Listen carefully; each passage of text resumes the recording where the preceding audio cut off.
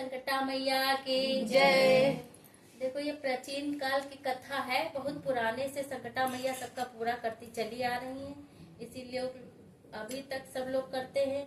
जिसके कोई प्रॉब्लम होती है, जैसे किसी के बच्चे नहीं होते हैं, किसी के दुख तकलीफ है, किसी के वहाँ लड़ाई झगड़ा है, किसी की शादी नहीं हो रही है, तो ये संकटा माता की मन्नत जो ले लेता है सब पूरा होता है उनको।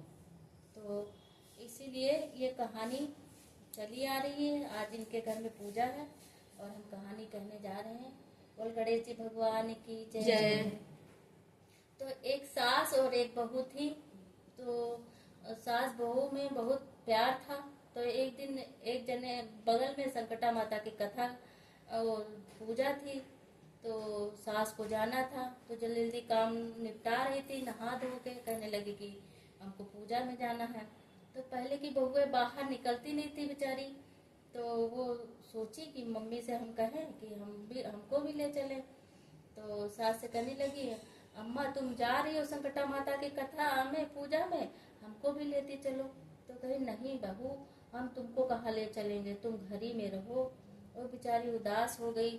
और पहले की औरतें एकदम सच्ची थी, उनके मन में भाव भक्ति बहुत थी और मतलब एकदम सत्यवादी थी। तो उनके मन में आया कि बताओ हमारी सास हमको ले नहीं चल रही है। तो फिर जो है वो जब उनकी सास चली गई पूजा में, तो फिर वो रोने लगी, कहने लगी बताओ अब हम क्या करें, संकटा माता अगर तुम में शक्ति हो तो हम तुम्हारा हाथ जोड़ के पूजा कर रहे हैं। जो कथा हमारी अम्मा सुन रही हो वो मेरे कान में सुनाई दे, और जैसा प्रसाद उनके घर में बना हो तो हमको भी दिखाई दे कि कैसा प्रसाद बना है। और भाई जब उनकी सास चली गई तो हाथ पांव जोड़ के बैठ के रो के और वैसे ही बैठी रही हाथ पांव। तो भाई उनकी सास पूजा में वहां गई, तो यहाँ जब हाथ पांव जोड़े बैठी थी तो संकटा माता अंतर ध्यान हो गई, और उनको जो है जैसा प्रसाद वहाँ बना था तो एक लड्डू उनके पोछे में पड़ गया। और जो है पूजा जैसी थी कथा, तो वो उनके कान में सुनाई देने लगी कि ऐसी ऐसी माता संकटा रानी की कथा है। पूरा चौकी बन गई उनके वहाँ पे, पूजा पूरी संपन्न हो गई। तो फिर जब उनकी सास आई तो उसको लगा कि हमारी अम्मा आई होंगी तभी ये सब ले आई हैं और प्रसाद भी हमको दी है, मतलब ध्यान में थी, उसको पता नहीं चला कि कब आई माता रानी और कब हमारी इच्छा पूरी कर गई।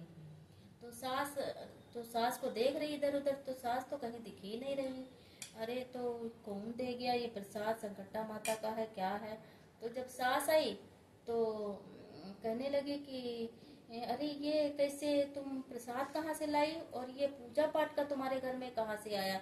तो कहने लगी अम्मा हम रो रहे थे तो हमने कहा कि अगर हमारी सास जहाँ गई है वैसे ही प्रसाद हमको देखने को मिल जाए, वैसी पूजा देखने को मिल जाए तो हमारी भी इच्छा पूरी हो जाए। इसीलिए ये पता नहीं तुम कर गई हो कि तुम प्रसाद दी हो, हमको कुछ पता नहीं चला क्या हुआ। तब उनकी सास कहने लगी अरे धन्य हो बहू, तो जो तुमको संकटा माता दर्शन दी और इतनी सत्यवादी हो, कहानी भी सुनाई है और पूजा भी किया है। चलो बहुत अच्छी बात है, हमने तो जीवन भर अपना पूजा पाठ किया तो इस तरह का चमत्कार नहीं देखा, लेकिन हमारी बहू इतनी अच्छी थी कि इतना अच्छा चमत्कार हुआ। जैसे उनके दिन भोरे वैसे ही सबके दिन। जय संकटा मैया की जय।